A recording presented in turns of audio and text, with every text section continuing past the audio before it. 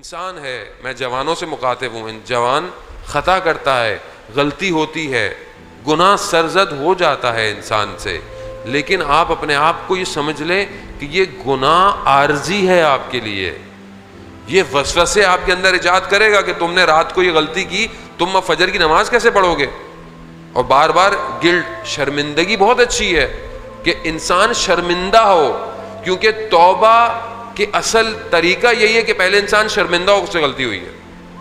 توبہ کیسے ہوتی ہے؟ استغفر اللہ پڑھنے سے صرف نہیں ہوگی، دل سے شرمندہ ہو کہ یہ غلطی ہوئی ہے مجھ سے، یہ بات مجھے نہیں کہنی چاہیے تھی، یہ نگاہ میری نہیں اٹھنی چاہیے تھی، نہیں چاہیے تھی، اب اٹھ گئی.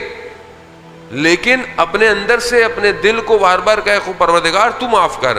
یہی تو وجہ ہے عزیزان محترم کہ شیطان پوری کوشش میں ہے آج ہمارے جوانوں کو برباد کر دے، تباہ کر دے. آج آپ انٹرنیٹ، موبائل، یوٹیوب، یہ ساری چیزیں اتنی سستی ہو گئی ہیں، برائی اتنی سستی ہو گئی ہے کہ آپ کو کہیں جانا نہیں پڑتا، برائی خود آپ کے گھر پہ بلکہ آپ کی جیب میں گھوم رہی ہے، آپ کے ساتھ گھوم رہی ہے یہ برائی. مگر اس برائی کے مقابلے میں آپ کیسے اپنے آپ کو بچائیں گے؟ اور شیطان پوری کوشش. لیکن جب آپ ساری غلطیاں کرنے کے بعد بھی وضو کر کر اللہ اکبر کہتے ہیں، شیطان اپنی ناک کو رگڑتا ہے کہ میں نے اتنی محنت کی، یہ پھر کھڑا ہو گیا نماز پڑھنے.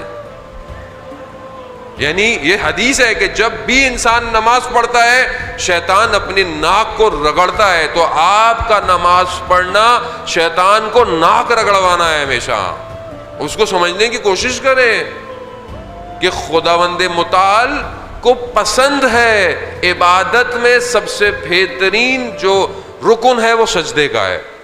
آپ سجدہ کریں، آپ کا سجدہ خدا کی بارگاہ میں قبول ہے. ایک جوان کا واقعہ کہ میں پہلے عرض کر چکا ہوں بہرحال کہیں اور مجالس میں، کہ وہ ایک عالم دین کے ساتھ تھا، ایک شخص کے ساتھ زیارت کا سفر کر رہا تھا. رستے میں نماز کا وقت ہوا تو اس نے برابر والے سے کہا، بعض کتاب میں عالم دین ہے، بعض میں کوئی شخص ہے، کہا کہ اگر آپ نہیں پڑھ رہے تو میں فوراً نماز پڑھ کر آ جاؤں. تو انہوں نے اس کے حلیوں کو دیکھا تو اس کا حلیہ ظاہراً ایسا نہیں تھا کہ آپ بولیں گے اول ٹائم پہ نماز پڑھے گا، یعنی ایسے کپڑے، لباس، جینز پہنی ہوئی، بالوں میں جیل لگی ہوئی. تو اس نے بولا کہ ایسے دیکھ کے تو ایسا، تو خیر اس نے کہا پڑھ لیں. وہ نماز پڑھ کر آیا تو اس سے پوچھا کہ بھائی تمہارے حلیے سے تو نہیں لگتا کہ تمہارے دل میں نماز کی اتنی تڑپ ہو، اتنا وہ ہو، تو یہ معاملہ کیا ہے؟ تو اس نے بتایا کہ میں کچھ عرصے کے لیے اپنی ڈگری کرنے کے لیے فرانس چلا گیا اور پیرس میں رہتا تھا، لیکن گھر بہت مہنگے تھے، رہائش بہت مہنگی تھی. تو میں نے رہائش کچھ فاصلے پر رکھی ہوئی تھی، 1-2 گھنٹے کی فاصلے پر شہر سے باہر. تو کہتا میرے 2 سال گزر کر میری ڈگری کے آخری ایگزامز تھے، تو ایک ہی بس تھی جو صبح ہمارے ٹاؤن سے جاتی تھی. تو میں اس میں بیٹھا، بس تھوڑی دیر چلی اور بس خراب ہو گئی.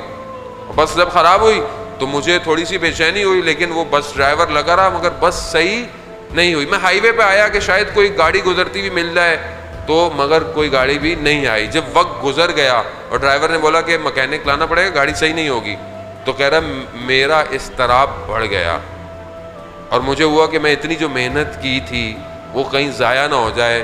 تو کہتا ہے میں سڑک کنارے بیٹھ گیا اور جب میں نہیں آیا تھا یہاں تو میں نماز کا پابند تھا، لیکن یہاں آ کر تھوڑا میں سست ہو گیا، نماز میں کوتاہی کرنے لگ گیا.